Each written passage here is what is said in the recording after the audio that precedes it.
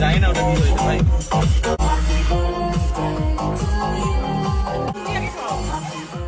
নাচতে নাচতে মাঝ রাস্তায় জন্মদিন সেলিব্রেশন করলো শ্রাবন্তী। হ্যাঁ ভিউয়ার্স, আজকে শ্রাবন্তীর জন্মদিন। কাছের মানুষের আয়োজনেই দেখা গেল পার্কিং সাইডে জন্মদিন সেলিব্রেশন করতে। জানি না ওটা কি হয়েছে ভাই।